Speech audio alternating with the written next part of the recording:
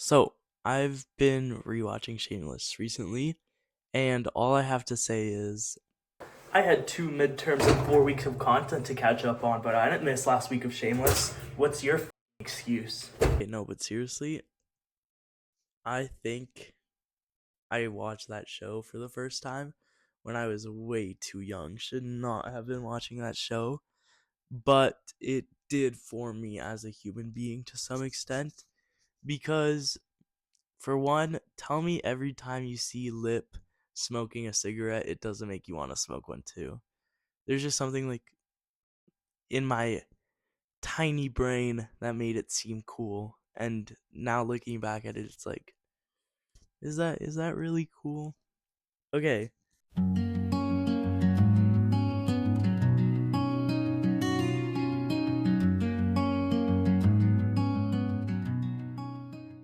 But actually, on the topic at hand, as we're filming this at 1:49 a.m., let's talk happiness. If you know me personally, which you probably do because I probably sent you the video, or I talk to you often, then you would have heard me most likely say, I'm not unhappy, but I'm not satisfied. What the does that mean, Kobe Bryant? You're welcome. Everything is fine in my life. Like, I like my classes, I like where I'm at right now, like, I like my bedroom, and I like my routine, and I like my friends. Nothing is wrong. But it does feel like there's just something that does like that hasn't quite clicked, or it just feels like I'm supposed to be somewhere that I'm not. But starting off, I feel like from a very young age I've been told social media is like the happiness killer because you go on social media and you see people posting their best lives, like going on a trip or having a super fancy dinner, hanging out with friends, just you see the like golden moments, right? Totally. I feel like for a majority of people that's the truth unless you're on like somebody's spam and there's just a picture of like their dog, which is totally cool too. Honestly, my dog is like one of my best moments when I see my dog. But you like compare yourself to these people, but at the same time, I think because I've been told it from such a young age, I'd say like grade 5, which is really when we started like sharing Instagrams with each other and like getting more on social media. So I feel like we've been hearing about this since so young. And for me, it I still compare myself to people on social media, but it's not nearly that meaningful because I compare myself, but then I also realize like that's their best moment. Like it's been instilled in my head. And even influencers and like celebrities who you don't always see their best times because they're just constantly being like put out onto the internet. Even those people, you don't really compare yourself that meaningfully to, because at least for me at the age I am, I realize I am like 5 years 10 years younger than most of the influencers I see, most of the celebrities I see, if not more, sometimes less. And that age gap for me is like I could get there at some point. I'm not like, "Oh my gosh, like I should be there right now." It's like I have time to be there. But I feel like the more important comparison happens in your day-to-day life. For me, especially it's at university. I walk around campus all the time and I see somebody who has a friend group, like the perfect friend group, like big and just like what university pamphlets show. You know what I mean? Like big friend group all on the field having lunch together, great, whatever. And I want that. Or I see, somebody who has a great body and I'm like comparing myself to that. Or I see somebody with their like girlfriend or boyfriend or significant other walking down the pathways and I'm like, I wish I had their relationship. There's so many different points to compare yourself to, and I feel when it happens on campus for me, in person for me, it's so much more impactful because I think to myself, like, these people are at the same point in life that I'm at. They could have come from my old high school. They are at the same campus I am. Sometimes they're in my same classes. And they're like so close, but just like a little bit ahead of where I am. Like they just have like a little leg up.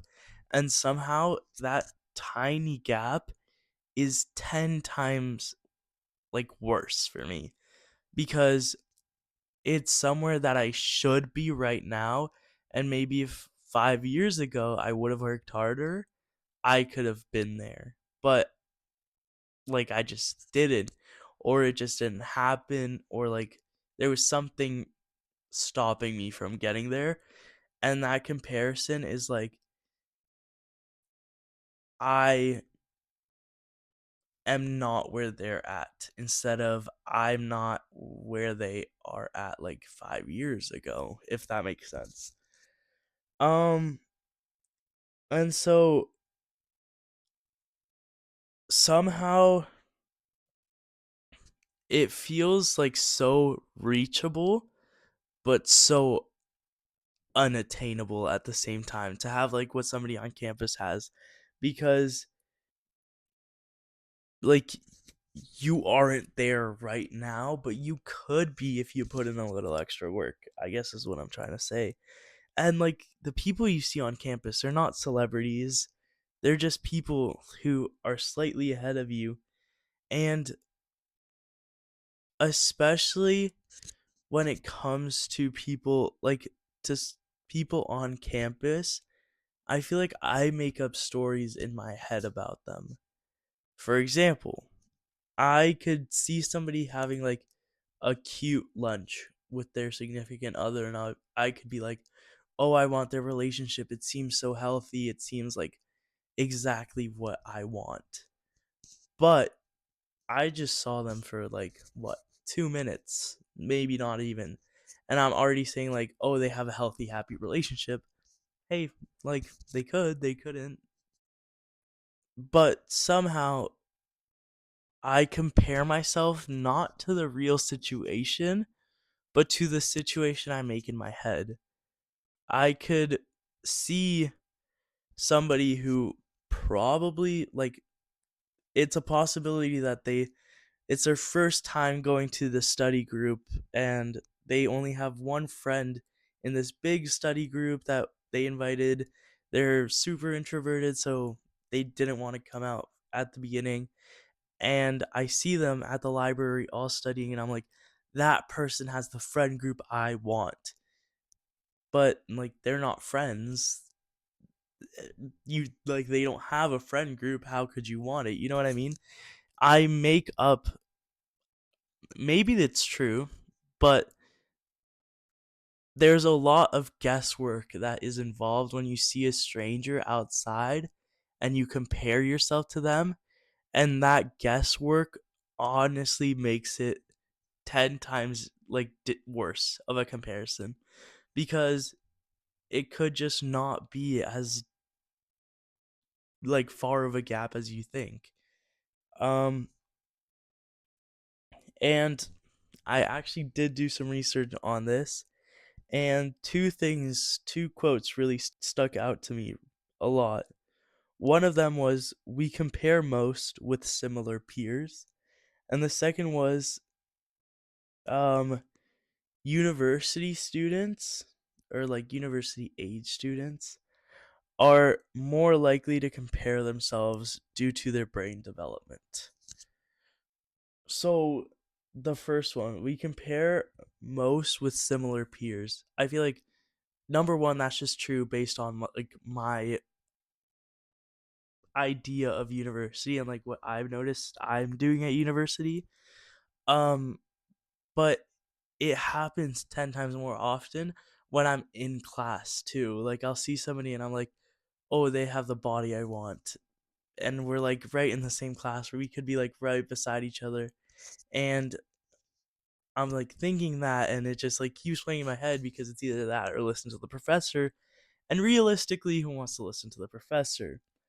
And then the second one is happens more often with university aged people because of our brain developments. And so for me that stuck out a lot because first of all, we're at the age where we like start catching more and more flaws with ourselves and like going down this rabbit hole.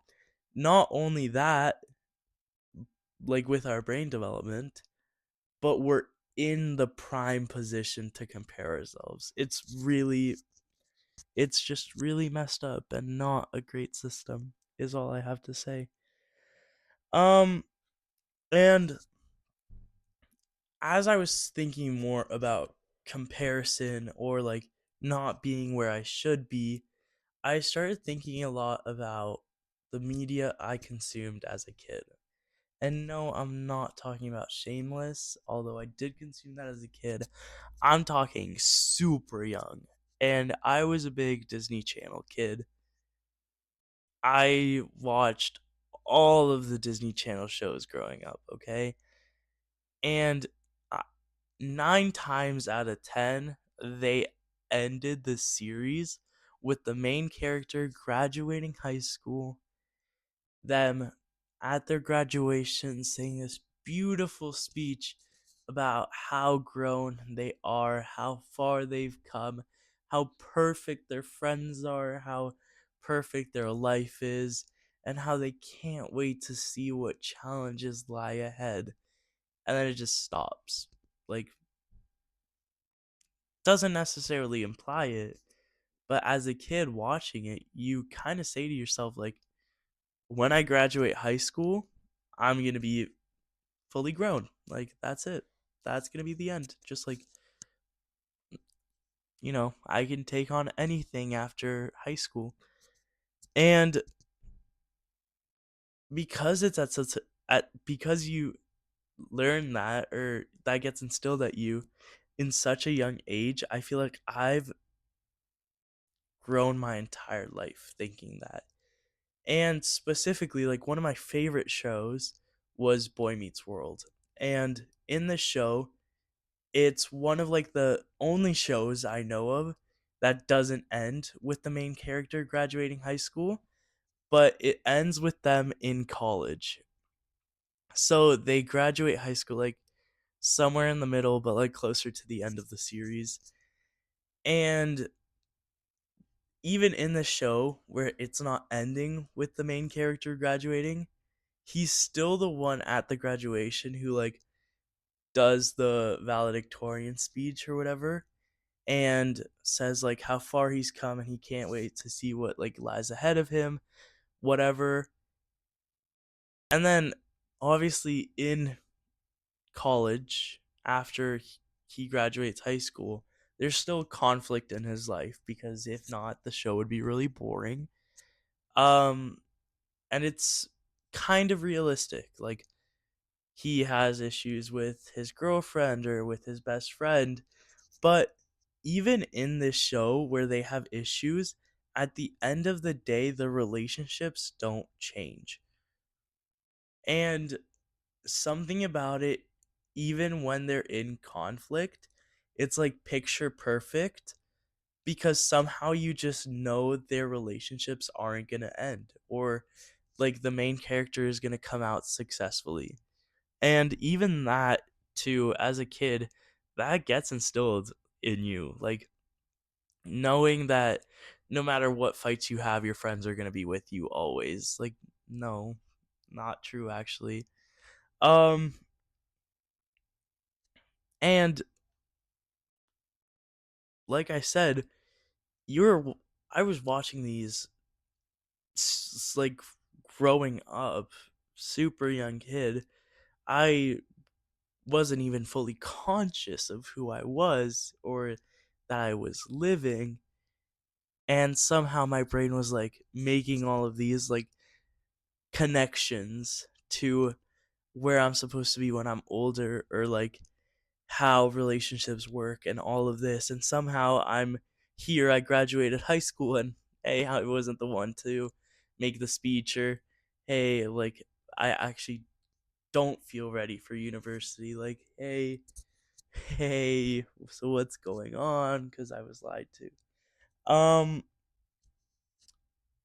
And even that,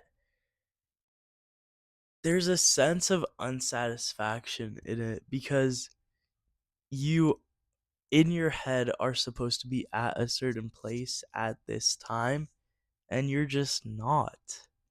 So in my mind, it's like a disconnect from where I'm supposed to be.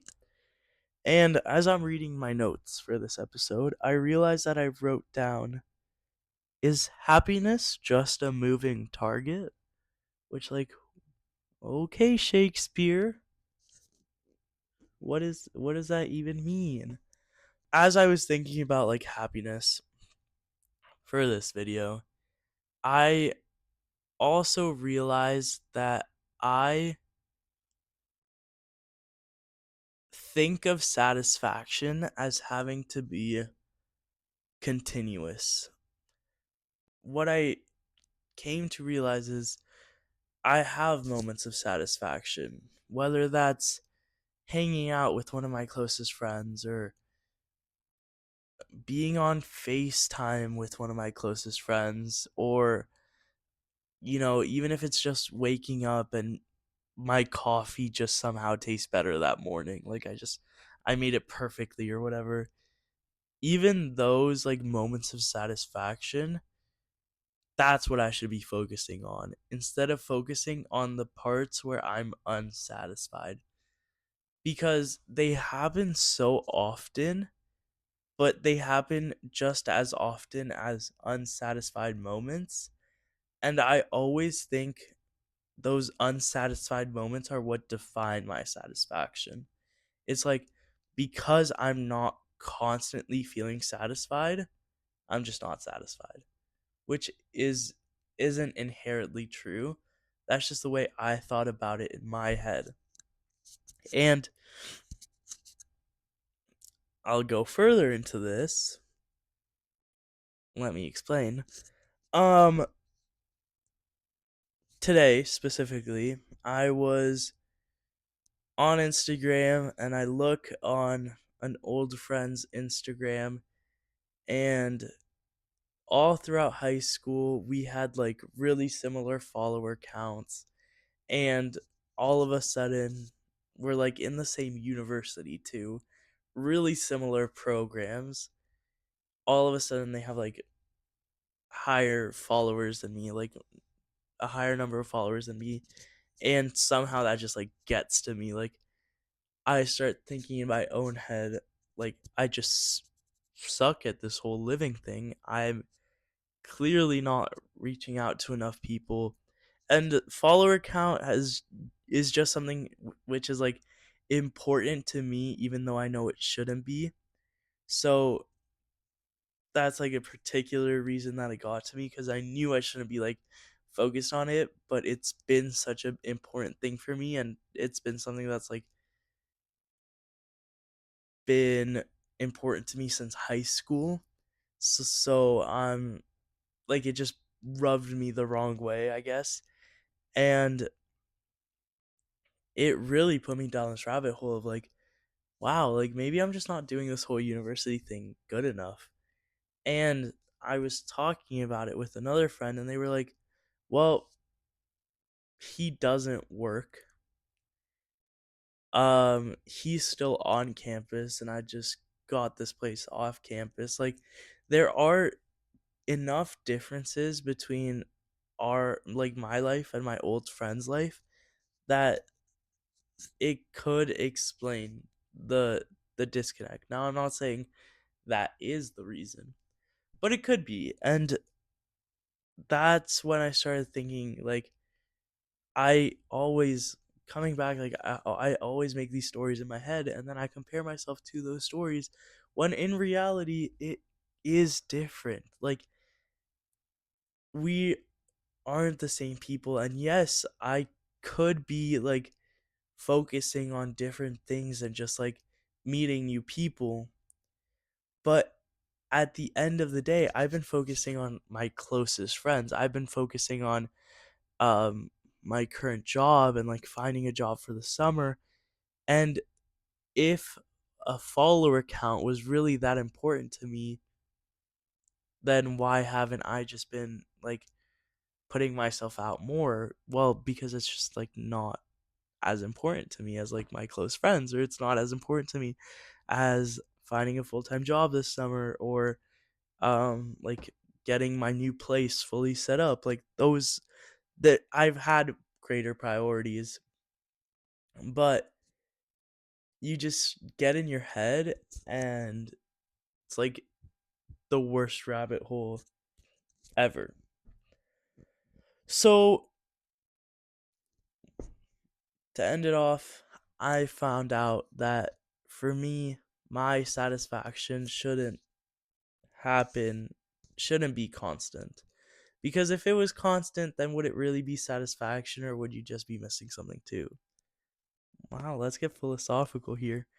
Um but like it's those high moments, those moments of satisfaction, and then those moments of unsatisfaction where you realize I was satisfied.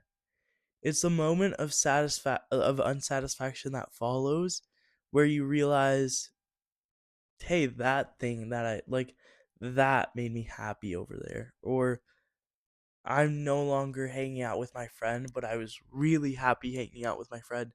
And you don't necessarily realize it when you're in that like moment of happiness or when you're in that moment of satisfaction. But I guess I'm still just figuring happiness out.